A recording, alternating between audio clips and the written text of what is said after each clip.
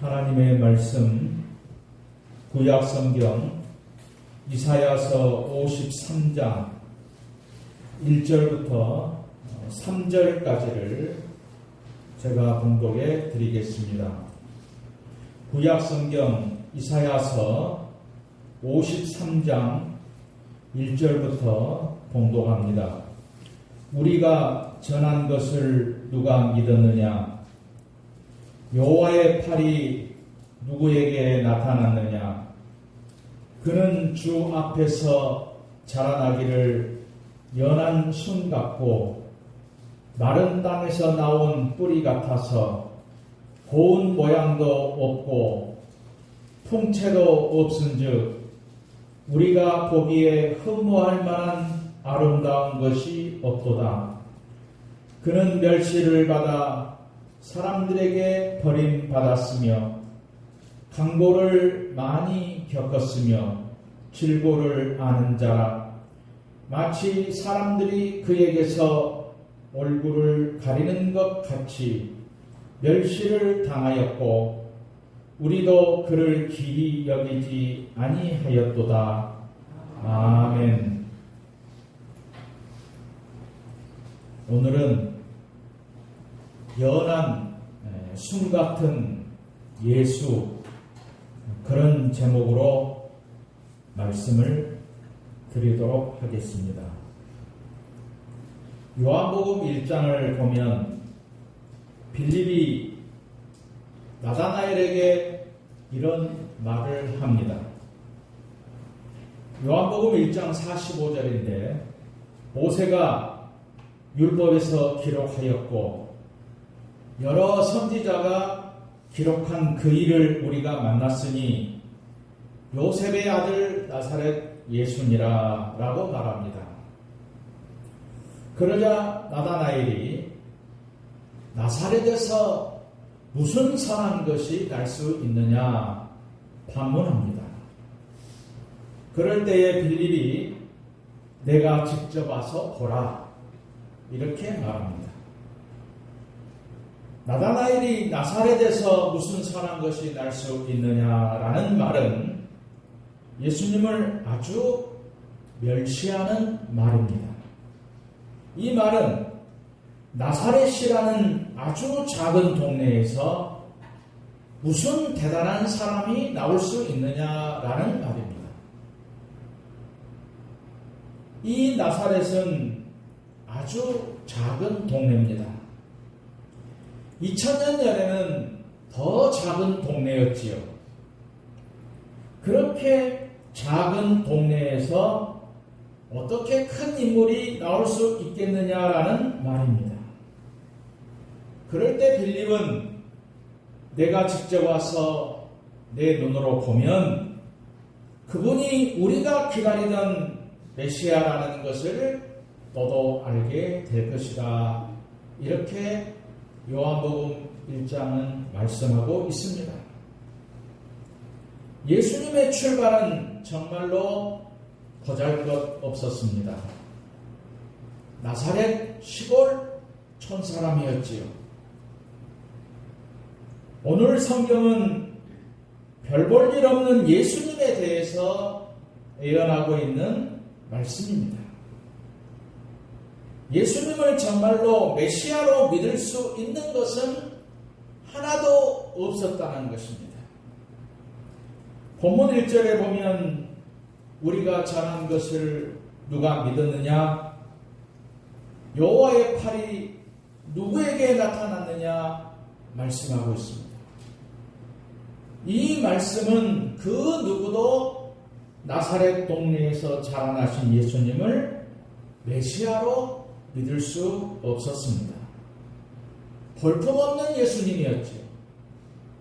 그 누구도 예수님이 메시아라는 것을 믿을 수 없다는 것을 더 구체적으로 오늘 성경은 말씀하고 있습니다.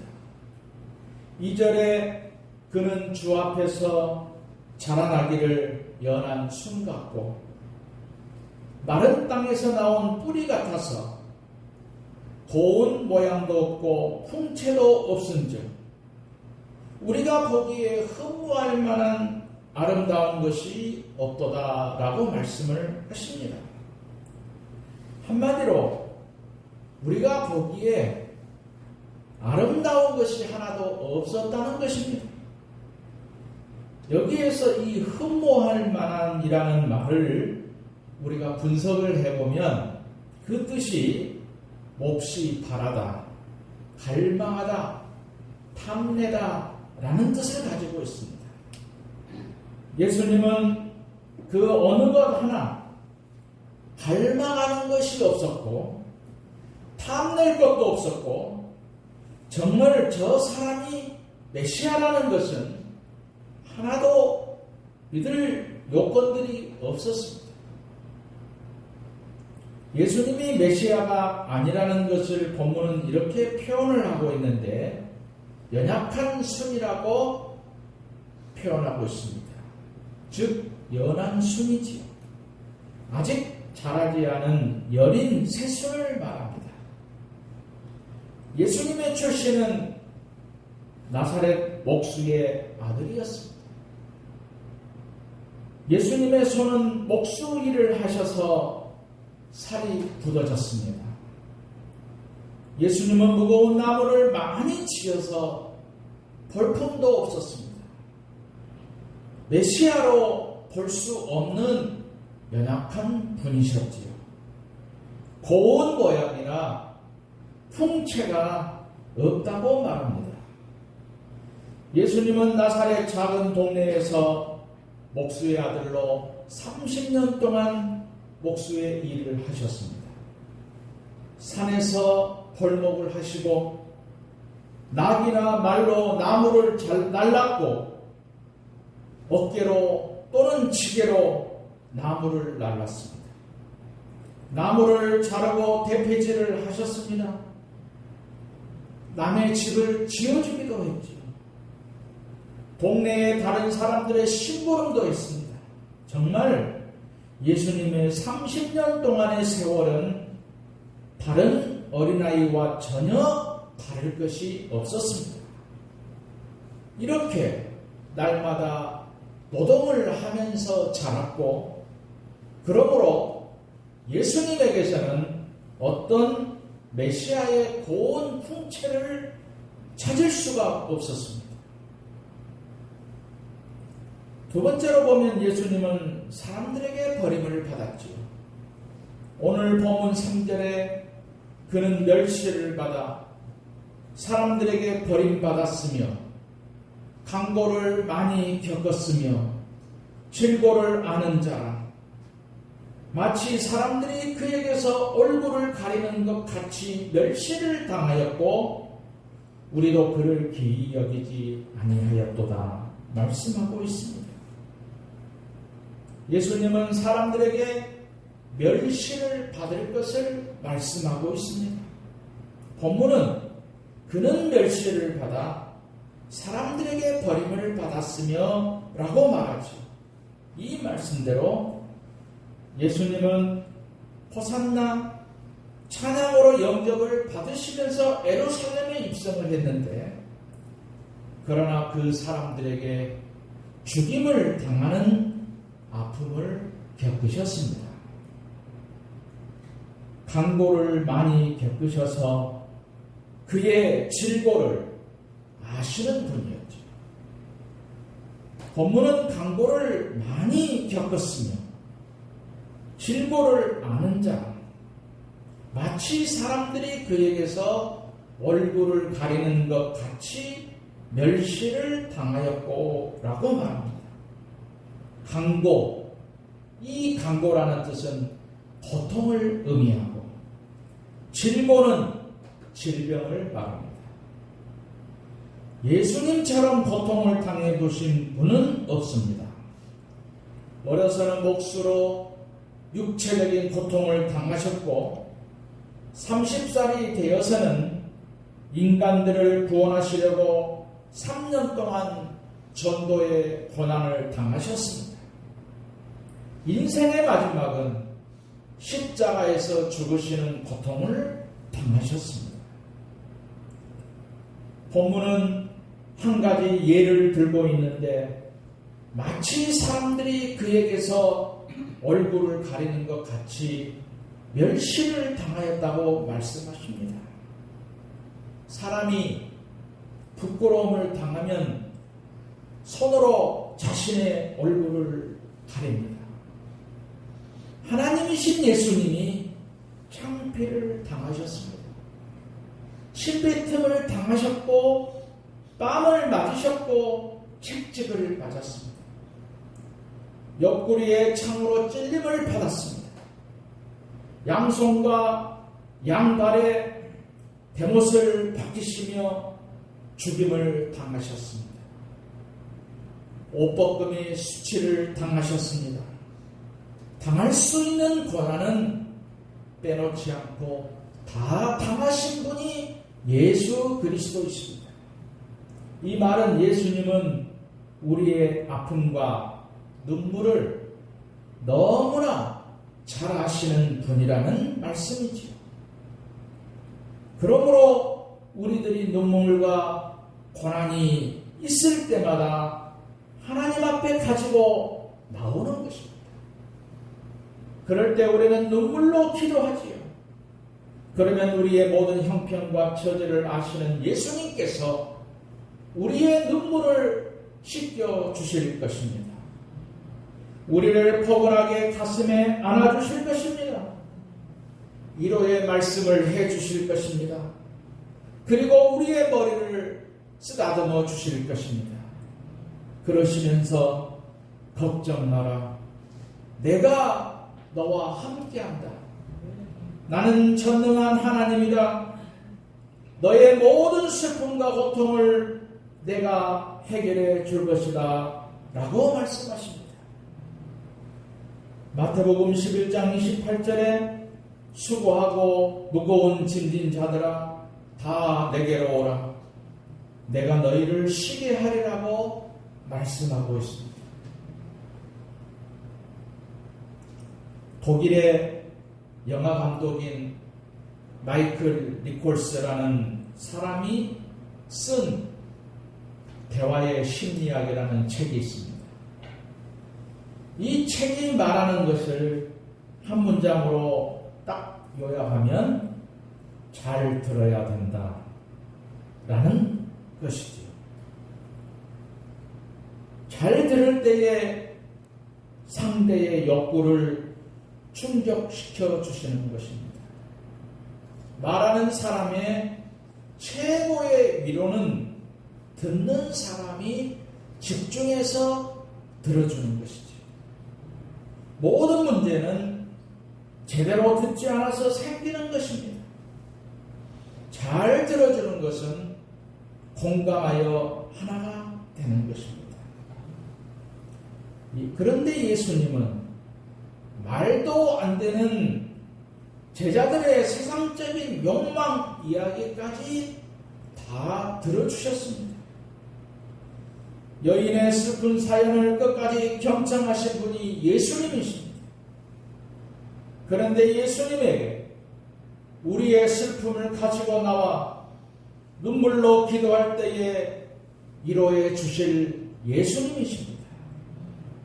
여러분의 수고와 땀과 눈물과 무거운 짐을 다 가지고 예수님에게 나오시기 바랍니다. 그러면 모든 것을 해결해 주시는 것입니다. 세 번째로 십자가의 보혈의 은혜는 하나님의 오래된 계획이었습니다. 중요한 것은 연한 순 같은 예수님의 보혈입니다.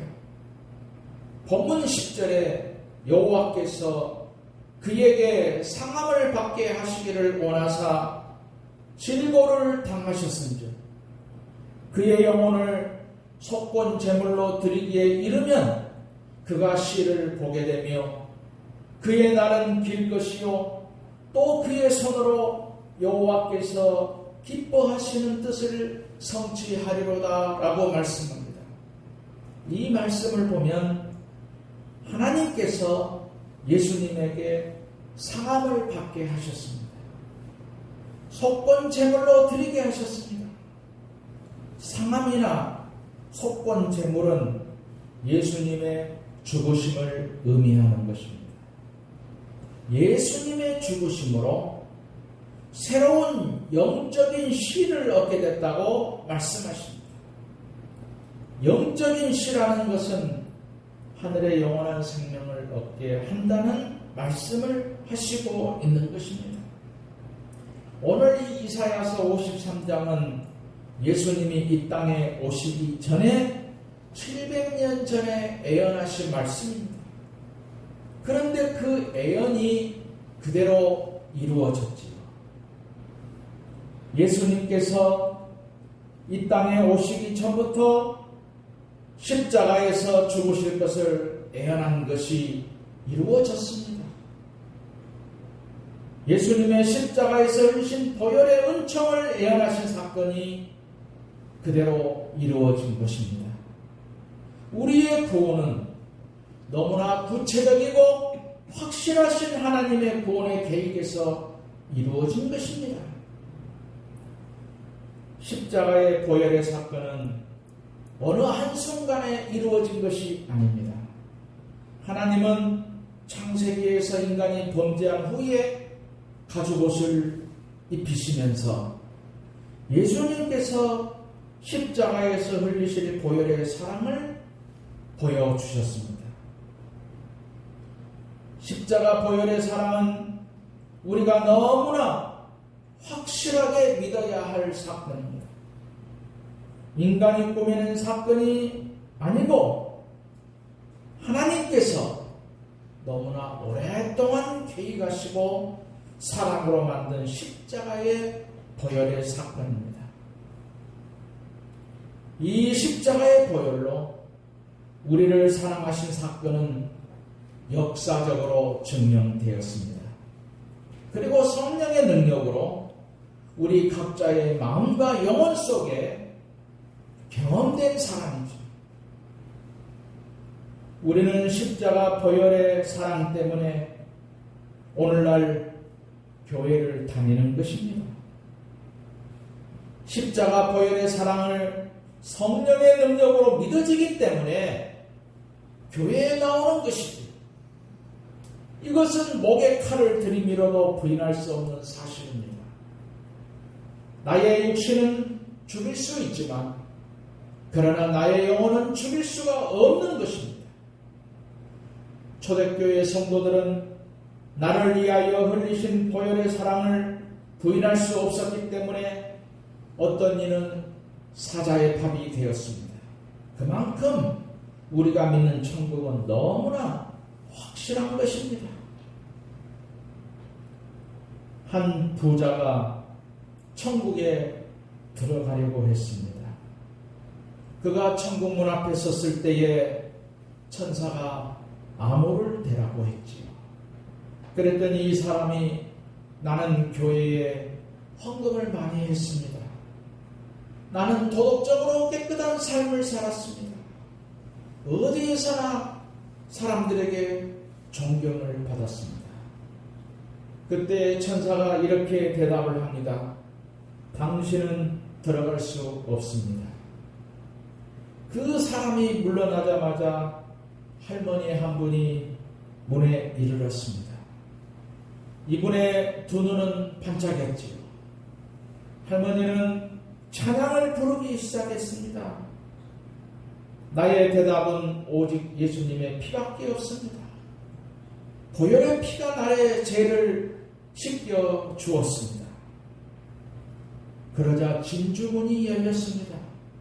그의 귀한 영혼이 천국으로 들어갈 때에 찬양의 소리가 들렸습니다.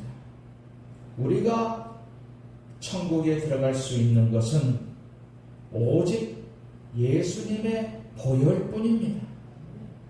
그 십자가의 보혈이 영원한 천국에 들어갈 수 있는 암호가 되는 것입니다. 예수님께서 십자가에서 흘리신 보혈은 우리의 영원한 천국의 증표입니다. 이 십자가 보혈을 고백할 때에 천국에 들어가는 표가 되는 것입니다. 다른 것은 아무것도 없습니다. 오직 나의 죄를 위해서 십자가에 흘리신 주님의 보혈이 나의 마음의 문설주에 믿음으로 바른 사람만 천국에 들어가는 것이죠. 히브리서 9장 12절에 보면 염소와 송아지의 피로 아니하냐고 오직 자기 피로 영원한 속죄를 이루사 단번에 성소에 들어가셨느니라 라고 말씀합니다. 구약시대 사람들은 죄를 지었을 때에 소를 잡고 양을 잡아서 그 삐를 제단에 뿌리면서 속죄제를 드렸습니다. 그러나 이와 같은 짐승의 피는 완전히 속죄할 수가 없었습니다. 오직 우리 주 예수 그리스도께서 갈보리 언덕 십자가 위에서 보혈의 피를 흘리심으로써 우리 인간들의 모든 죄를 담당하셨습니다. 그 보배로운 피를 흘리심으로써 제사함을 받는 길을 활짝 열어놓으셨습니다. 누구든지 믿음으로 예수님을 나의 구주로 영접할 때에 천국에 가는 것입니다. 여러분은 다시 한번 확인하시기를 바랍니다. 예수님께서 흘리신 보혈이 나의 죄를 용서하신 확실한 고백이 있는지, 나는 지금 죽는다고 해도 예수님의 흘리신 보혈의 능력으로 천국에 갈 수 있다는 신앙 고백을 분명히 할 수 있는지를 여러분은 확인하셔야 될 겁니다. 다른 것은 부족해도 십자가의 보혈의 고백이 확실한 여러분의 고백이 되시기를 주님의 이름으로 축원드립니다.